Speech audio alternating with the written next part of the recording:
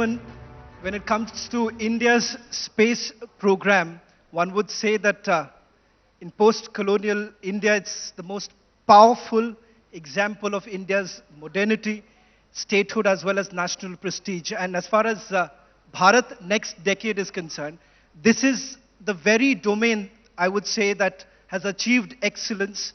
They've set a new bar altogether with a moon mission, and also you have the space station. So today, undoubtedly, at the helm of affairs is a man who has an extraordinary story of resilience, hope, and triumph over adversity. Mr. Somanath, thank you very much for joining us and taking out the time. Let me straight away begin by asking you, Bharat next decade. I think so this question suits the most to ISRO because the lineup that you have is extremely exciting for every Indian today. What is it that we are really looking at? Thank you so much for this opportunity. Without talking too much about the initial comments, then I would like to straight to tell you, if you look at the India in the next decade, I see it as a tech-savvy nation. Its future determined by the application of technology in different domains of our life, and then making an impact in the society, especially with the technology in the domains of digital engagement, space, agriculture, then the critical technologies that decides our future, which includes the artificial intelligence, the genomics, the material sciences, the electronics revolution, and all of this put together.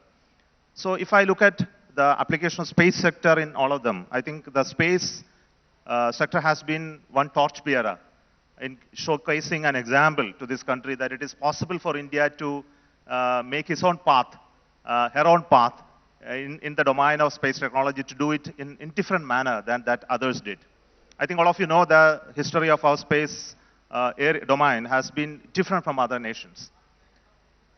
Where the many other powerful nations started the space program by developing the arsenal in their stock and slowly moving to the launch vehicles, the satellites, and the applications. And we went in a different direction, bringing about applications first and then creating the capability for launching and deploying them later. And similar example has been seen in the missions like Chandrayaan 3. We were able to engineer a mission with very, very low budget, I must say, not really an approach which is very, very innovative, using a launch vehicle capability which is just available there for you to do the mission, and then the mission strategy and planning to reach you up to the moon and land it very, very carefully, where others have difficulties during this time frame. So it showcased the capability within India to do such missions. So what I foresee in the next decade is that we should be able to develop an ecosystem of technology implementation for the life of every Indian citizen in a manner that other country has not yet done. Mr. Somanath, there are a few images that every Indian, perhaps in this room, will never forget. Images of rockets being brought on a bicycle. Then you have had bullock carts that were used to move around. And of course, every Indian was aggrieved when there was this cartoon that was put out by the Western media, that elite club. I would say, and every Indian in this room would say, that today ISRO has smashed the door of that elite club.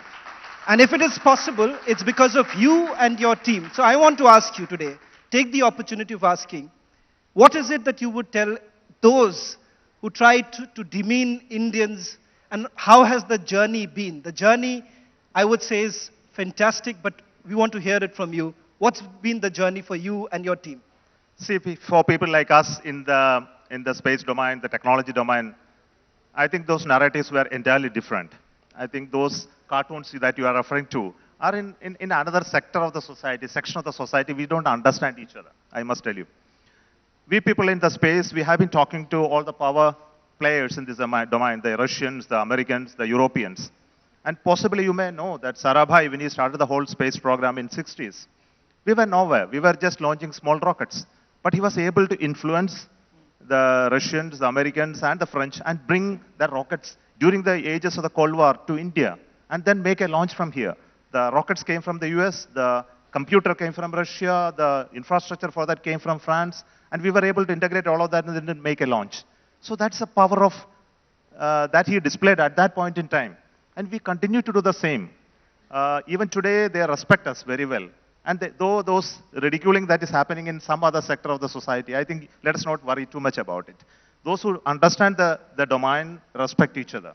And there is great amount of respect even during the times of Chandrayaan-3 from NASA, from the Europeans, from the Russians. And they have been calling and telling us, and they have been sending us congratulatory letters for the accomplishment that we have. So we always had a very high level of recognition and respect from all those who have new space technology. Talking about some of these specific projects, missions that are coming in, I think so every Indian would be very excited when the Prime Minister actually spoke about, announced the names of the 4 astronauts, and everyone wanted to know who they are, the journey it has been, because a lot of people do not know that during this entire mission, the kind of hurdles that ISRO had to face, COVID pandemic being one, Russia-Ukraine war being the other. What is it that we are really looking at, Mr. Somanath, in terms of the Gaganyaan mission? Because everyone would want to know about it. I must tell you that the Gaganyaan program is something quite different from a typical rocket launching and putting a satellite in orbit. So we are dealing with human beings now. And the complex nature of dealing with human beings in a mission like a space mission is still being understood by us, I must admit. Though that we are very, very encouraged to work on human space program, but we started. We are hoping that we will be in a position to acquire certain amount of technology from people from other nations who have this technology. But then it was not forthcoming in the way we expected, I must admit at this moment. And we thought that we will be in a position to get elements like the environmental and life support system, which handles the oxygen supply, the water supply, the temperature control, and many other parameters that you control for the comfort of the astronaut inside. And the whole technology is not forthcoming.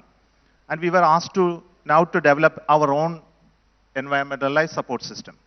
And there are many elements like this. The spacesuit, the crew escape system, the computer system which will find out whether there is an anomaly going to happen in the rocket and then take an action for aborting them. Training, simulators, the medical capability that we have to understand the physical, the physiological and the psychological aspect of an astronaut and select them and manage them. I think all these skill sets we were not having, I must admit. And we thought that we can always go there and get help from many, many people. And of course, they are helping. But many of those help will come at a cost and at a time they decide. I think that doesn't go with us, our schedule. So our original schedule of meeting the goal of having the human space mission is affected definitely by the availability of this knowledge. So we decided that anyway, the time is lost because of the COVID. Of course, COVID created a little bit of disruption in terms of manufacturing, getting many of the materials. We have to buy quite a bit of complex electronics parts and many other materials from the foreign sources, and they were not forthcoming.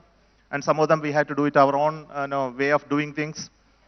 So now we have reset the timeline for the first launch of the crewed mission to 2025 end. And this year we are trying to complete all the development activities of all those systems which I just mentioned.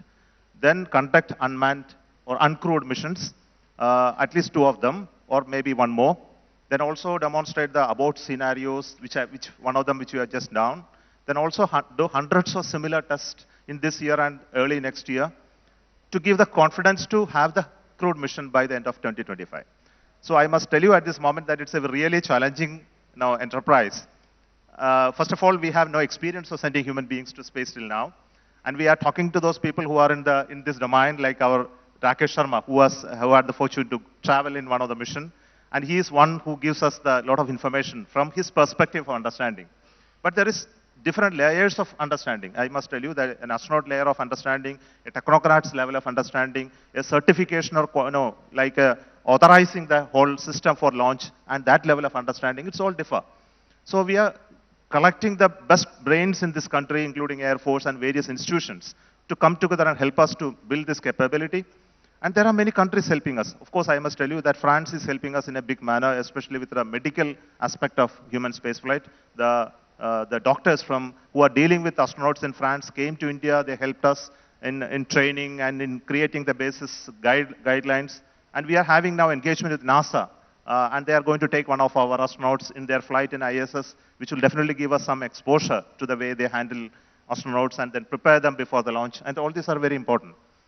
So if everything goes very well, I am very sure by 2025 end, we will be able to make the launch. Of course, and we will not make the launch on 2025 if anything goes wrong in the travel towards that point.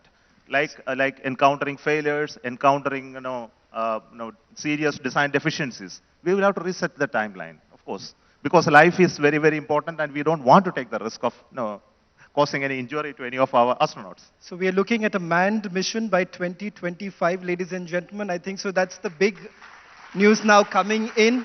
And I think so at the hands of Mr. Somanath, I would say there was a point in time when the International Space Station, to get a part of it, or to be a part of the International Space Station, India was jostling for it. Today, ladies and gentlemen, the Prime Minister has already announced that we are looking forward to our own International Space Station. Nothing can be more bigger than this. So why not a little bit about the space station that India is looking forward to, and the Atmanirbhar concept to it. I think so, nothing more. No other sector has achieved as much as the Prime Minister would say, Atmanirbharta, as much as it's happening in ISRO. See, I must tell you that after the Chandrayaan 3 successful landing, our Honorable Prime Minister took a review of our program and he was very, very happy with the type of accomplishment that we have in terms of mastering the technology required for soft landing on the moon. And his confidence on us has been so high that he said, so let's have a plan for next 25 years on what you really want to do in the space sector. We have been continuing to build our communication satellites, remote sensing satellite, and various applications, delivery. I think this will continue. That's a regular type of work which is required to be done. But there must be a very, very inspiring, with a and type of program that is more visionary in nature.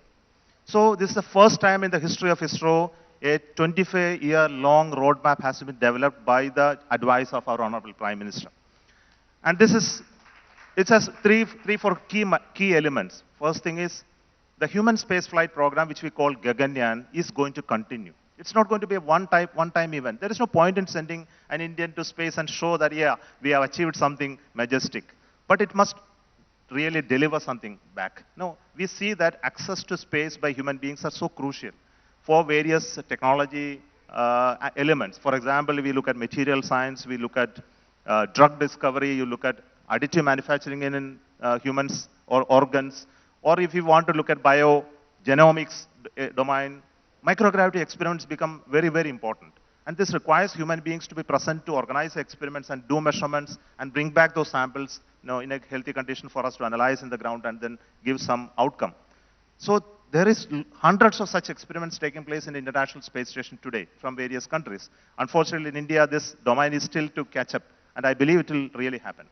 So the goal of the Bharati Antarikshya Station is to connect the human spaceflight program and the demand for new technologies that will come out of the microgravity experiments.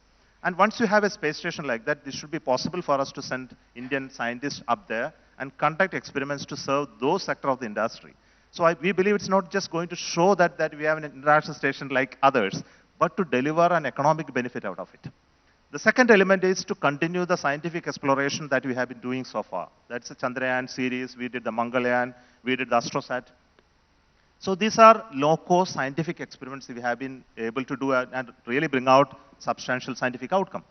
So we are now thinking about a series of missions to Moon, because Moon is a new area where it's emerging in every sector, and the new Moon economy is now taking shape all around. And we don't want to be left behind. So this is the second domain of it. The third is the human access to Moon and make an Indian land on the Moon. And it is an iconic element of the whole of this vision. Why we say it's not just landing a person on the Moon. Taking him up to there requires so many technologies need to be developed. For example, our launcher capacity must substantially increase. Today we have only 4 tons to GTO capability. It's not enough. We need to have something like 30, 40 tons of mass lifting to a low Earth orbit capability if you really want to send a human being to Moon. And once you do that, once you create that capability, your space station building will automatically happen. Let's understand the connection between these two. So the human access to Moon, the higher payload capability, building space station, scientific discovery in, and exploring other planets like Moon, Mars, Venus, etc. They are all connected in a manner which will improve the technical capability of space sector, which will improve the economic benefit out of it. It will also give opportunity for industries to work in this sector and to have an economic activity in and around the space sector. So this is all connected in a manner that the overall space sector, which is now opened up after the 2020 announcement of the opening of the space sector, will really bring in a lot of activity in this sector. Since you talk about opening up the space sector also, and the kind of presence that we currently have, there was an argument, Mr. Somanath, that if we are opening it up, FDI, in the space sector, then you're essentially looking at more control from the foreign players. Is that a cause of concern, or would you say that this is pure fear-mongering that was essentially done? This comes out of the non-understanding of the economics of space activity. See, today the overall space economy is sized approximately 500 billion US dollars.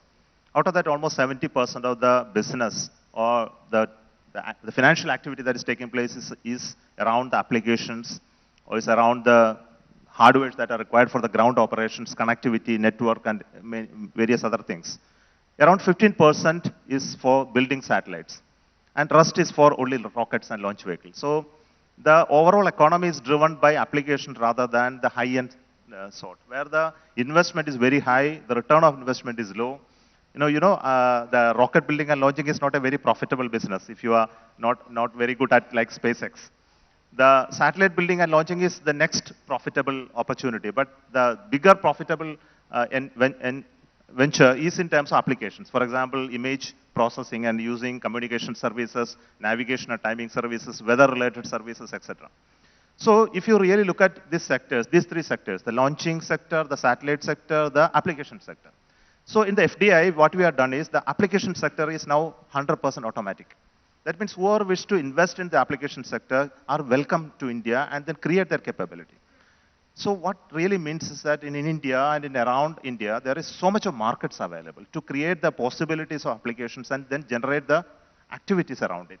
So when you create an economic activity around the applications, naturally the demand for satellites will increase. And now in the satellite sector, we are not allowing FDI to come automatically up to 100%. So that is regulated. It's only up to 74%. So now the activities on satellites increases, then naturally the demand for launches will increase. And the launcher side, the FDI is limited to only 49%. So the foreign players cannot directly come in and then build rockets here. It's possible only by government route only, where we do the due diligence on who is coming and who are going to be the players. So we have demarcated the sectors very clearly, the launcher sector, the satellite sector, and application sector, and the FDI bounds have been put appropriately so that our interests as a nation are not compromised. I also want to take the opportunity of asking you about Chandrayaan 3, because Chandrayaan 1 threw up the possibility of ice molecules. What is it that the world does not know about the findings of Chandrayaan 3? Mr. Somanath, we do have a habit of getting some breaking news. I'm hoping that you would be able to share with us what the world does not know about the findings of Chandrayaan 3.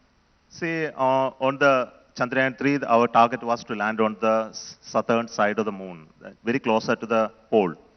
And everybody is interested in the south pole of the moon. I think all of you know why it is so, because that area is not well sunlit, and there is 14 days of day and 15 days of night there.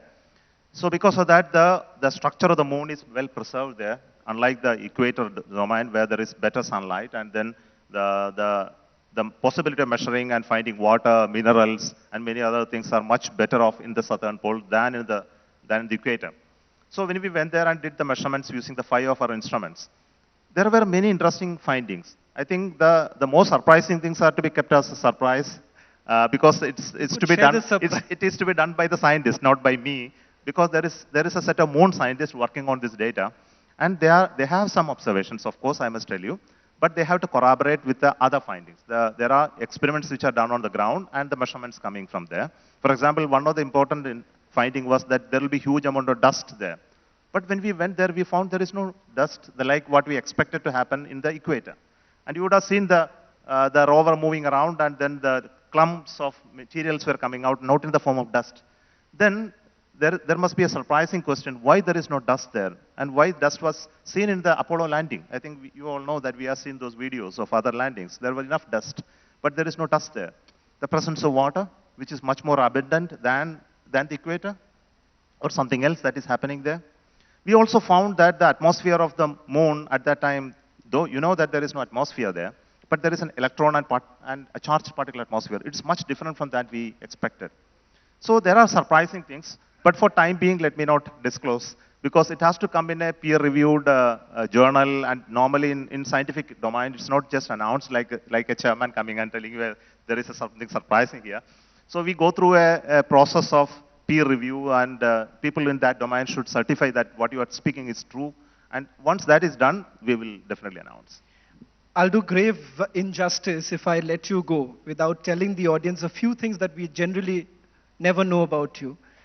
One, the hardship, ladies and gentlemen, that they've all gone through, not just you, I'm sure a lot of people in your team have gone through, but perhaps your story highlights that. There was a point in time, ladies and gentlemen, when Mr. Somanath was hitching a ride all the way to go to Sriharikota, taking the same train, I'm told, and also the fact that living in one tiny lodge room during his engineering days so that he would be able to cut cost and be able to complete his studies, gave up his dream of being part of the IIT. So these are some stories, and he's a great cartoonist and also a singer. I want to ask you this final question. Young minds, and that is what fuels billions of dreams of India, of Bharat. What is it that you would tell the young minds here and to the nation? My finding about meeting young people all around this country, I have been going to schools, especially the schools from villages, wherever I am getting some time to interact. I find very, very active minds. They are not only in those Tier 1 cities or Tier 2 cities, they are everywhere in this country. The only thing that they don't get opportunity to find out what is there in this world. What are the possibilities that each one can dream about? If you can give an element of dream, a possibility of dream in their minds, I think they will work through and then find out their way. The task that we have is today for those people who have had a fortune to expose themselves to the new world emerging in front of them, is to share that with those people who are not having an access to that. Of course, the communication revolution has made the change that now many people are able to see that much better than those in our times. But still, I find the dreaming possibilities are limited by the exposure that young people are not having in those villages and those localities where that type of access is very limited. I want to tell you that when I was a student, I have not seen anybody, a higher official in my life, in the whole of the school life, other than a school teacher. I have not seen an engineer in my life when I was a student. I saw an engineer much later when I went to a city. So that should not happen to the new generation. They must see the emerging India. And you must find way to communicate with them and show them there is so much a possibility for any young fellow in this world, girl or boy, to aspire for.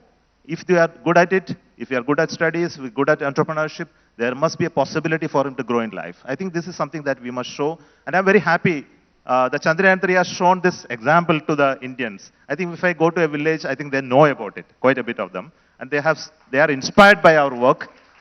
And they think that it is possible for Indians to do that. And I tell them, hey, look at this Chandrayaan 3. It's done by Indians. It's not a borrowed technology. We have done it all by ourselves in India. And this gives them a great confidence. And I have a photo of a small girl which I met just last week in a school. She was clinging to me and she is telling me, I want to be the first woman who will go to moon when you will land on the moon on 2040. And somehow you make it possible for me. You know, she is telling me that. And this is a great thing to happen. And if you can inspire people, I think their life will change. And my life changed because I got inspired by people like that. So let us give it back to them. Well, thank you very much, ladies and gentlemen. Every time that I speak to Mr. Somanath, he always says, the credit does not go to me individually. It goes to the entire team ISRO. So through you, sir, on behalf of everyone and on behalf of Republic Media Network, I would say salute to every scientist of ISRO for doing what you have done and for making Bharat extremely proud. Thank you so much. Thank you for this opportunity. And I think the ISRO is now being looked upon as a torchbearer of the technology prowess that India is having. I think the work that is well laid out for the next 25 years is really challenging for us. And I wish all the very best for the team ISRO, and your blessings are very much needed for the task that is laid in front of us. And we are not going to rest until we achieve some bigger milestone that we achieved till now. Thank you so very much. much, sir.